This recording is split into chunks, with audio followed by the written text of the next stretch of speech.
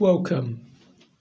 Today's psalm is about one of David's cruelest and most evil enemies. But it's also a psalm about God's great kindness. Turn with me, please, to Psalm 52.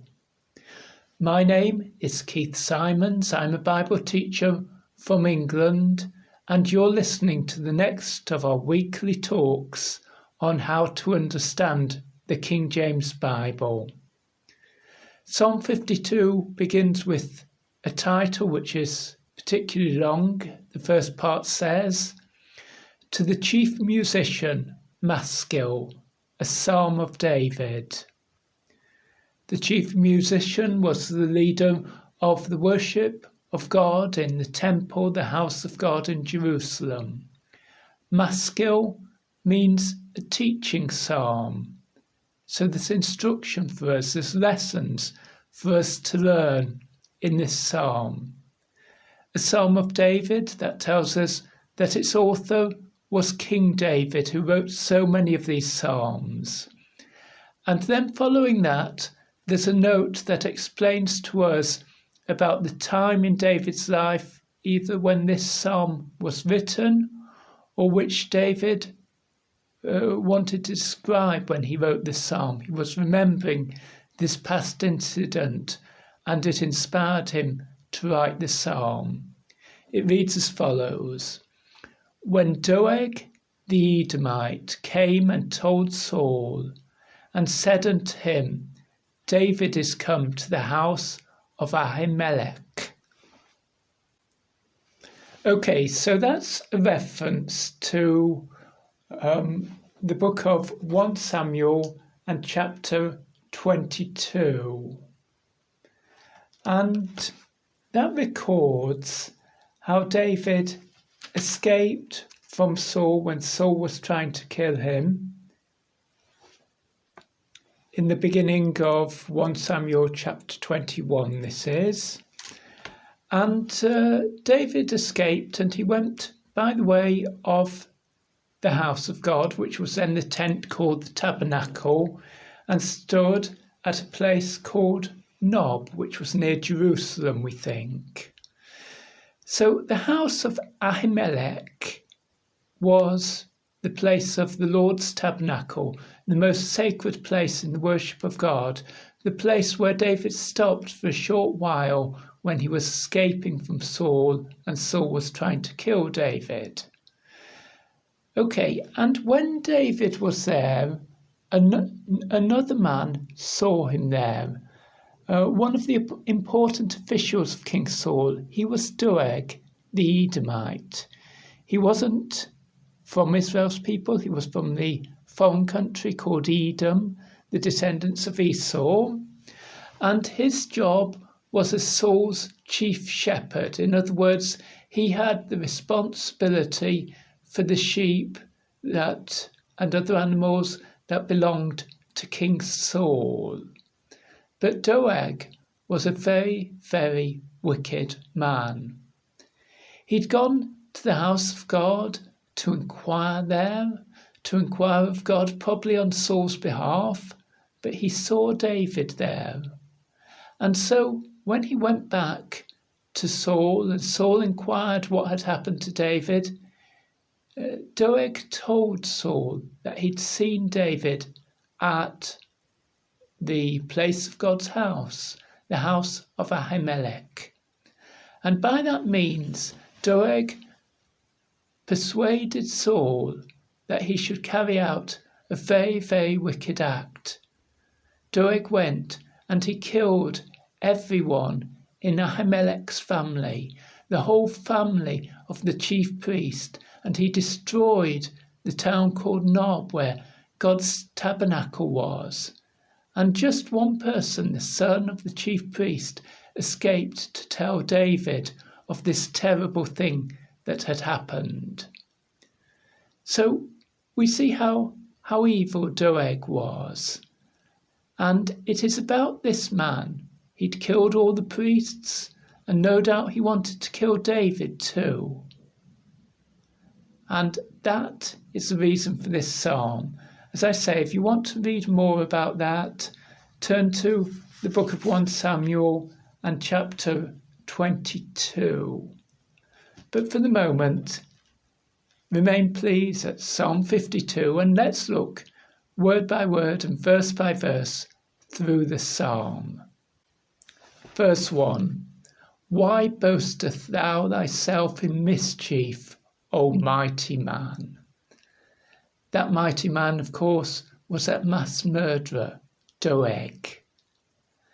And was it not bad enough that he'd done this evil thing, this mischief? Was it not bad enough that he should have done such a terrible thing? Now he was boasting about it. He was actually proud that he'd done such an evil act. David calls him a mighty man. He didn't consider him to be a mighty man. He considered himself to be a wicked man. But Doeg thought of himself as a mighty man. So David says to him, Doeg, you mighty man, why are you boasting in mischief? You have no reason to be proud of your acts. Your acts are wrong and evil and terrible. And what is more, those evil acts which you think you're going to make yourself wealthy and successful and prosperous by, they'll all fail in the end, because the goodness of God endureth continually. Remember I said that this psalm was about God's great loving kindness to his people, God's kindness, God's faithfulness. Well, the Hebrew word for goodness there refers to that loving kindness. And whatever evil deeds Doeg might do, whatever evil deeds any wicked person might do, they cannot stop the goodness of God. God is still good and kind to his faithful people, whatever evil deeds they may do. Doeg achieved that by his skillful words. He carried out his acts, he achieved power by his words. And so David now speaks directly as if he were speaking to Doeg's tongue, Doeg's power to speak. He says, verse 2, thy tongue deviseth mischiefs. It is Doeg's tongue, we might say today his mouth, it really means his speech, which is making up mischiefs, not the same Hebrew word as mischief in verse 1. Verse 1 it meant evil, but in verse 2 it's coveting, it's desiring what other people have. And so Doeg desired what other people had, and then with his mouth, with his words, he used them to get the things he wanted for himself. Like a sharp razor, working deceitfully. Remember we said Doeg was a shepherd. A shepherd needs a sharp knife with which to cut the wool off his sheep. But if he uses that sharp knife in a deceitful way, a treacherous way, if he uses it to deceive other people, to trap other people, he can then kill other people with it. And that seems to be David's thought here. Doeg's words were much sharper than his razor. Doeg's words were what he used to kill people. Verse 3, thou, Doeg, lovest evil more than good. That's a Hebrew expression. Of course, Doeg loved what was evil, and he hated what was good. It wasn't merely a case of loving evil a bit more than he loved what was good. No, he didn't love what was good at all. And that was what was wrong with him. He chose always to go for that which was evil. His deceitful words, his lying words that he used to kill the priests, and that he would have used to kill even King David if he could have done. And lying rather than to speak righteousness. A person should speak what is true and right and proper. But Doeg, of course, preferred to speak lying words. And although it was perfectly true when Doeg went and told Saul, David was there at the house of Ahimelech, David was there with the priests.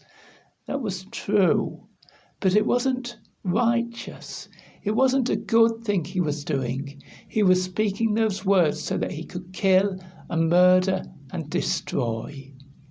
David adds the word Selah, which might be a word of praise to God, but it's often understood to mean a little pause in the music. It's a good place to pause and to think about how evil people turn away from that which is good and right. They hate what is good. They choose lying words, untrue words and false words. They've turned from everything that is good unto everything that is evil. Then in verse 4, David continues with much the same thought, and now he really does speak to Doeg's tongue. It's a way of speaking about Doeg himself, of course, but he imagines he's speaking to Doeg's tongue or his power to speak. And he says to this evil man, "Thou lovest all devouring words, O thou deceitful tongue." You love to. The word here, devouring, that means to swallow. It means it in English, it means it in Hebrew. You love words that swallow up people. You love words that destroy lives. You're a deceitful tongue. You're a treacherous king. You're a treacherous tongue. You're a tongue that causes the death of people. You're a tongue that destroys people. And no wonder then, verse 5, that God shall likewise destroy thee forever. Yes, God will act against this deceitful speaker of evil words. God will act against all who are evil and wicked and who use words to ruin other people's lives, unless, of course, those evil people turn from their evil deeds and turn back to God, which they should do at once. They shouldn't delay, because the time of life is short. And God, verse 5, shall take thee away and pluck thee out of thy dwelling place and root thee out of the land of the living. God will act against these wicked people. That's the declaration of the psalm. Like a tree pulled out of the land, pulled out of the ground. That's what root thee out means. Like a tree that is pulled out and just lies there, dying. It had a place in the land where it was living and it was strong and it was happy. But now this tree is pulled out, and it's pulled out by the roots, and it shan't grow again, and it shan't continue to be powerful. And Doeg would lose all his power. Doeg would lose his life, and he would face the judgment of God. David adds the word Selah, and we pause for a moment. Yes, we pause, verse 6, because of the judgment of God, and the righteous, God's people, see the judgment of God, and they fear. They fear in the sense that they respect God, the judge who has made this judgment against the evildoer, and shall laugh at him. That means mock. What words will God's people use, the people who are right and good use, to mock this evil person? Well, they'll mock him with the truth. It was the truth that he hated, and now the truth is what they will declare about him. Verse 7, lo, that means look. This is the man that made not God his strength. Oh, a righteous person, God's people, depend for their strength on God. They don't depend on riches, importance, on deceit, on lies. Maybe God gives them riches and importance, but they still don't depend on it. God's people make God their strength. They trust God. They rely on God. But this is the man, this Doeg, this evil man, verse 7, trusted in the abundance of his riches and strengthened himself in his wickedness. Yes, it was wealth which he valued in life. It was his wickedness, the Hebrew means particularly his wrong desires, that made him strong. He wanted wealth. He wanted the things that he desired. He wanted to be strong in them. He thought they would make him a great person. He thought that he could trust in these things for his greatness. But no, it was these things that destroyed his life. It was these things that brought about God's judgment against him. It was for these things that in verse 5, God took him away and plucked him out of his dwelling place and rooted him out of the land of the living. But David comments about himself, "But I am like a green olive tree in the house of God." It was Doeg who tried to uproot my life. It was Doeg who tried to destroy me. But God has made me like a tree that is growing, that is productive. It's a green tree, so it's growing, it's productive, it's an olive tree. It yields a rich harvest, an oily harvest, because olive is a fruit from which people get oil. And oil spoke to the ancient Hebrews of luxury and of wealth and of comfort. But I am like a green olive tree and a tree in a place of safety. Yes, Doeg did destroy the place of safety that Ahimelech, the chief priest, had. But God's place of safety remains, because God still has a house. Yes, Doeg can destroy the house of God, the tabernacle, or all that surrounds it in this world.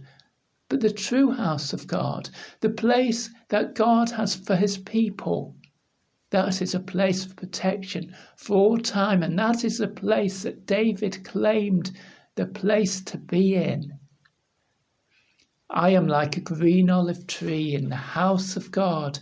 I trust in the mercy of God forever and ever.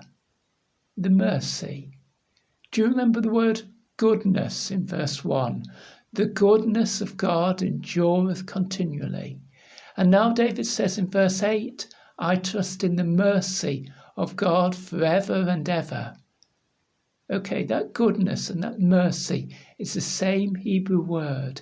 It is God's kindness, God's faithfulness, God's loving kindness in which David trusted. It was that same goodness, that same kindness, that same faithfulness which he declared, the goodness of God endureth continually in verse 1. Yes, God knew that mercy, that goodness, that kindness. God knew it, rather David knew it. David knew God's goodness, his mercy, his kindness. He knew that although a man like Doeg might make himself wealthy and successful for a short time that he lived on this world, in this earth, although Doeg can make himself successful in this world, David knew God's kindness, God's goodness, God's mercy, God's faithfulness for all time. And that was a reason to give thanks. Verse 9, I will praise thee forever.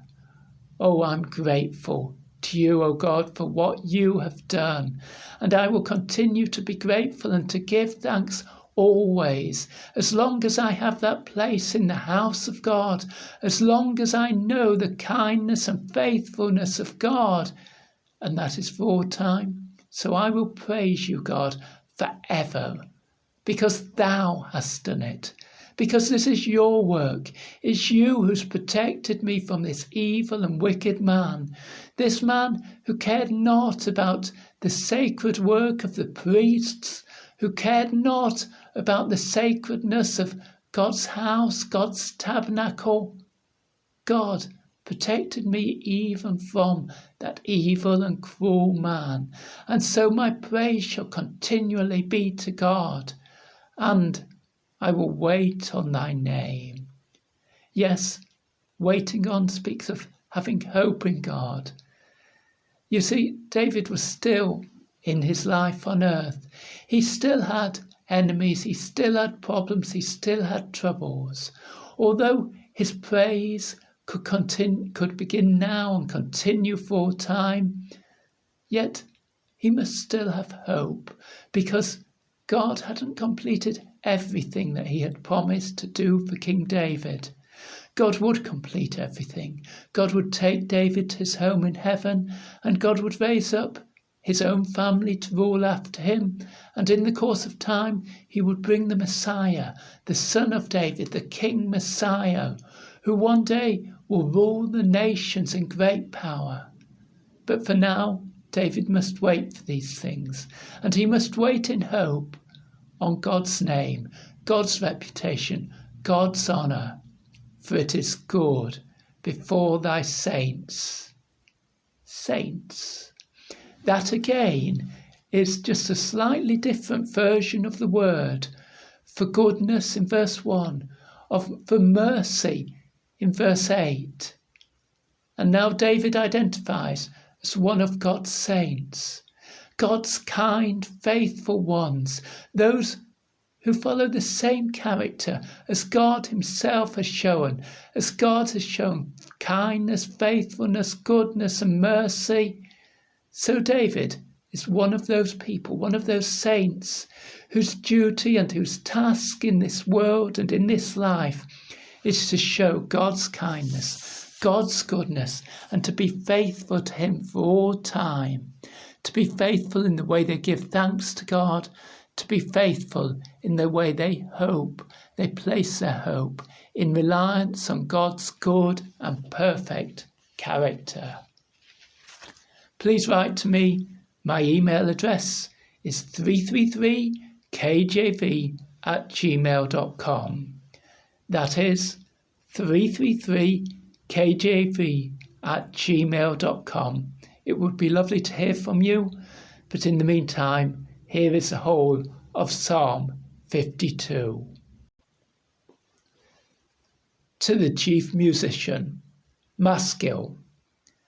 A psalm of David, when Doeg the Edomite came and told Saul and said unto him, David is come to the house of Ahimelech. Why boastest thou thyself in mischief, O mighty man? The goodness of God endureth continually.